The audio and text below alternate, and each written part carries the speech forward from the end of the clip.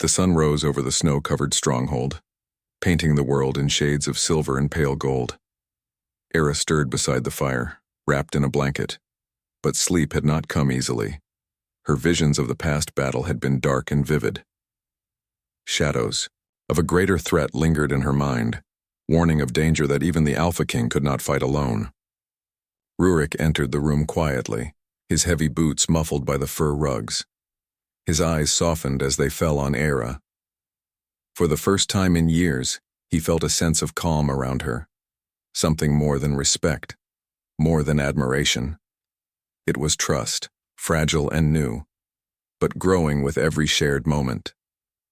"You did not sleep," he said gently, lowering himself onto the floor across from her.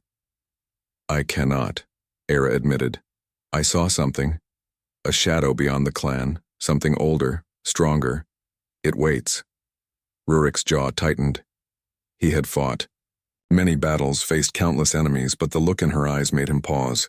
Era's visions had never been wrong, and he trusted them more than his own instincts. "We must prepare," he said.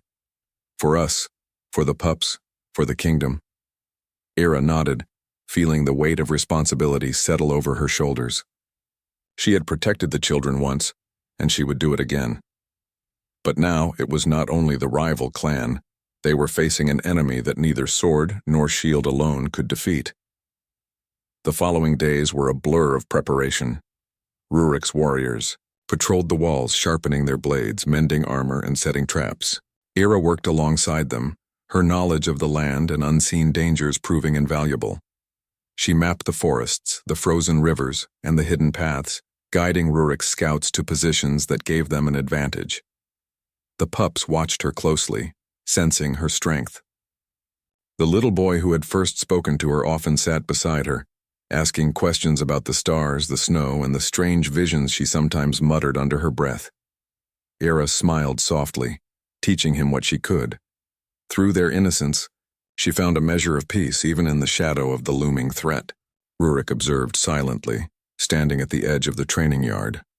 His heart ached in ways he did not understand. He had never trusted easily, never opened himself to another's presence in such a personal way. But Ira was different. Her courage, her defiance, and her compassion had broken the walls he had built around his heart. One night the storm returned, heavier and colder than before. Winds rattled the stronghold's doors and snow swirled like living spirits. Era sat near the fire, sharpening a dagger, when a soft knock came at the door. Rurik stepped inside, carrying 2 mugs of steaming broth. "Eat," he said, handing one to her. "You cannot face what is coming on an empty stomach." Era took the mug with a small smile. "You do not trust easily," she observed. He shrugged, though his eyes remained fixed on her. "I do not trust many. But you? I trust you more than I have trusted anyone in years." Her breath caught, and for a moment, silence hung between them. The firelight danced on her face, highlighting the determination and warmth in her eyes. "I trust you too," she said softly. "Not because I have to, but because you have shown me who you truly are." Rurik's hand brushed against hers, accidental yet deliberate, and a current ran through them both. Neither spoke, yet their connection was undeniable. In the midst of a world filled with violence and betrayal, they had found a fragile, powerful bond. The next morning, the attack came. The rival clan returned, but this time they were joined by shadowy figures cloaked in dark magic. Wolves with glowing eyes, spirits of vengeance, and unnatural storms descended upon the stronghold. Era's visions had been correct. The danger was beyond ordinary warriors. Rurik drew his sword, his presence commanding. "Stay close to the pups," he ordered Era. "I will not lose them. Or you." "I will not leave," Era said. Her voice was calm, even as her heart raced. "We face this together." Side by side, Alpha and Omega moved through the chaos. Era's movements were swift and precise, predicting the enemy's strikes and guiding the warriors to safety. Rurik fought with unmatched strength, his blade a blur of silver against the shadows. At one point, a spirit lunged at the pups, its form shifting like smoke. Era leapt forward, her body a shield between the children and the darkness. A burst of energy surged from her, a wave of light that pushed the shadows back. Rurik watched, astonished, as her power unfolded. She was not just a protector, she was a force of nature. When the battle ended, the stronghold lay in ruins, but the pups were safe. Era collapsed by the fire, exhausted, her breathing heavy. Rurik knelt beside her, gently brushing snow from her cloak. "You are incredible," he said, his voice low. "I have never seen anything like you." "I only do what I must," she replied, her eyes meeting his. "I protect those who cannot protect themselves." He reached out, taking her hand fully in his this time.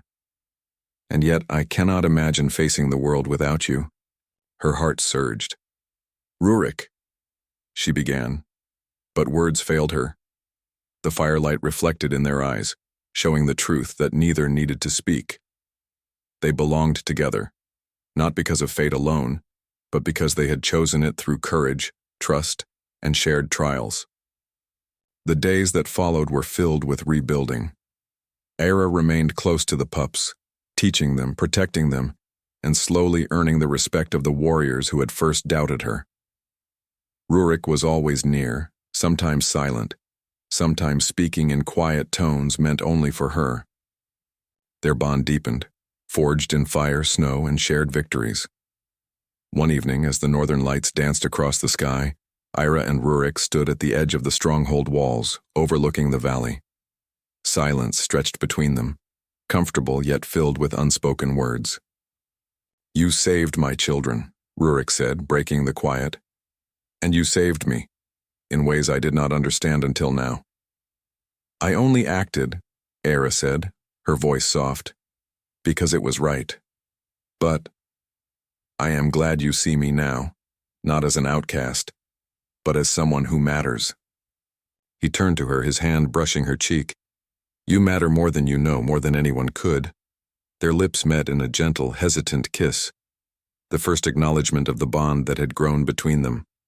It was not a spark of passion alone, but a seal of trust, respect, and a promise that they would face the coming storms together. Yet even in this moment of fragile peace, shadows lingered. Era's visions had not been wrong. Something darker still waited beyond the mountains. An ancient curse, older than the clans themselves, stirred. Its intent was unclear, but its presence was undeniable. Rurik sensed it too. He tightened his grip on Era's hand. "Whatever comes," he said, his voice steady, "we face it together." Era nodded, her amber eyes shining. "Together," she echoed. The pups played nearby, laughter echoing against the cold stone walls. The stronghold had survived, the immediate threat had passed, but the world beyond still held danger, magic, and unknown enemies. Yet for the first time, Era and Rurik felt ready to face it, not as protector and alpha, but as partners, as mates, as something stronger than either could have imagined alone. The storm outside had calmed, but the future remained uncertain, and in that uncertainty lay the promise of new adventures, new dangers, and the unbreakable bond that had begun in fire and snow, and would endure whatever shadows the world might cast. End of Part 2. The wind howled through the frozen mountains, carrying the scent of pine, smoke, and snow. Era, an Omega shunned by her own clan, moved silently along the ridge.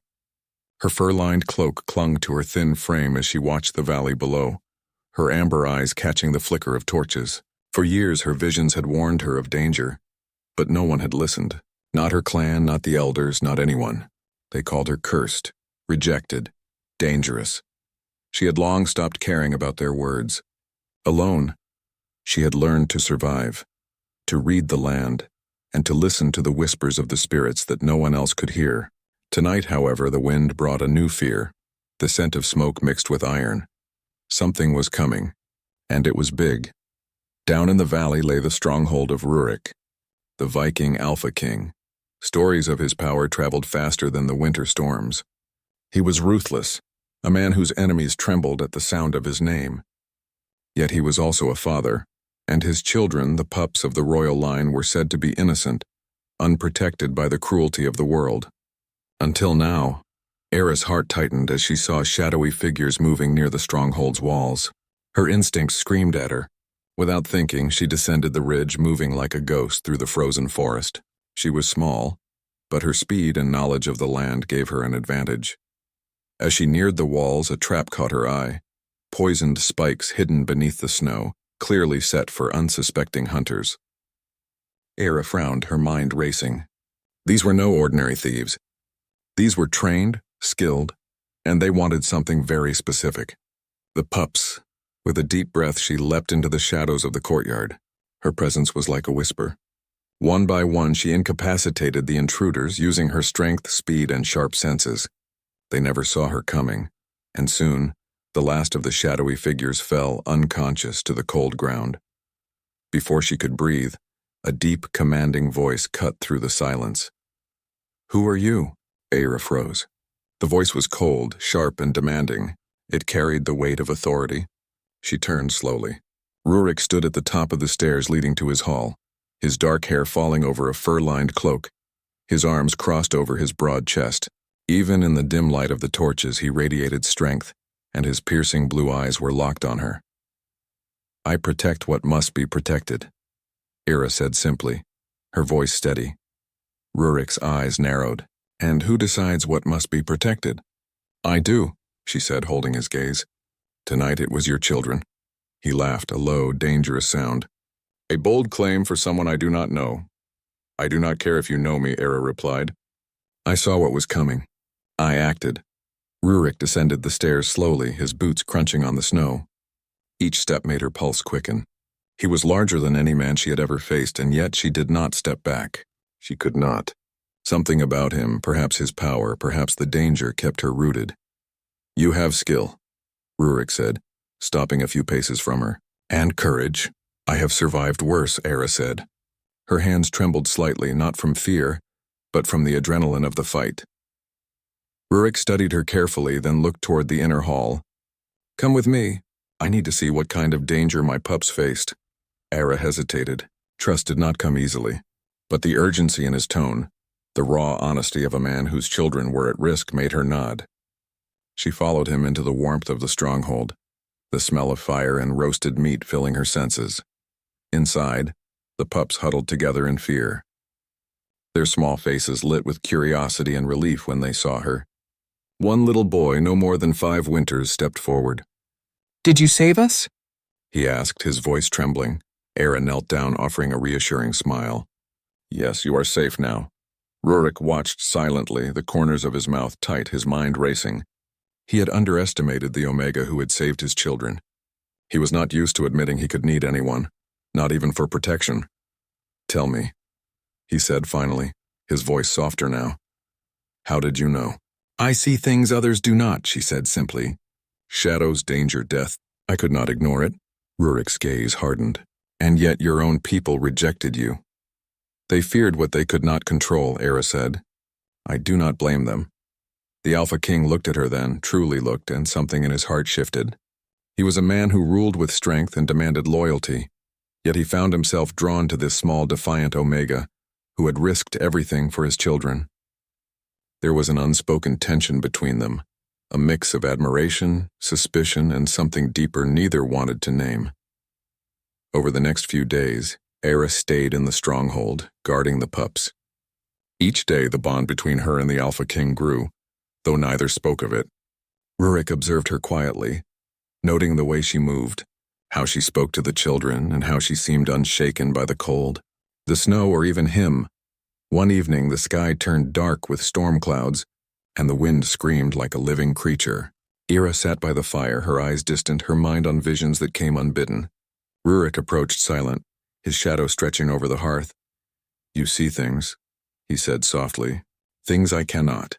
"I see what may come," Era replied, her voice low. "Danger, pain, sometimes hope, but hope is fragile."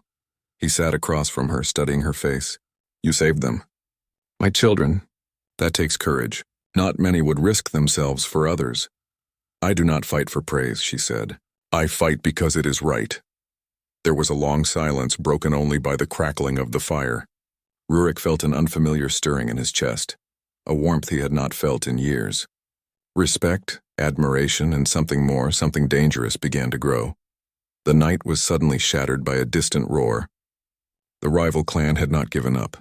They were returning stronger, more determined. Ira's eyes flared with urgency. They are coming. We must prepare. Rurik rose to his full height, the king in him waking. Then we fight together, he said. His voice carried command, reassurance, and something unspoken. Trust. Era's pulse quickened. The Alpha King and the rejected Omega, standing side by side, ready to defend what was precious. The storm outside mirrored the storm inside the stronghold, fierce and untamed. Hours later, as the first snow fell in thick, blinding sheets, the rival clan attacked. Era moved like a shadow, her body a blur as she intercepted each threat to the pups. Rurik fought with raw strength, his sword cutting through the chaos. At one point, a figure lunged toward Era. She froze, caught off guard, and the enemy's blade struck her cloak. Rurik's hand shot out, gripping the attacker and throwing him aside. Their eyes met, and in that brief moment, unspoken words passed between them. Trust, connection, and a spark neither had expected. When the battle ended, the stronghold was battered, but the pups were safe. Ira collapsed near the fire, exhausted yet alive. Rurik knelt beside her, his hand brushing against hers. Neither spoke. Words were unnecessary. Outside, the storm raged on, a reminder that danger was never far. But inside the stronghold, for the first time in both their lives, something new had begun, a bond forged in fire, courage, and the quiet understanding that they were stronger together. And yet, in the shadows beyond the walls, a new threat stirred, something darker than the rival clan, something that even Era's visions could not fully reveal, waited. Era closed her eyes, feeling the weight of what was to come. She had protected the pups. She had survived. And she had drawn the attention of the Viking Alpha King. But the night was far from over, and destiny had more in store than either of them could imagine. End of Part 1. Word count, mod 300 words.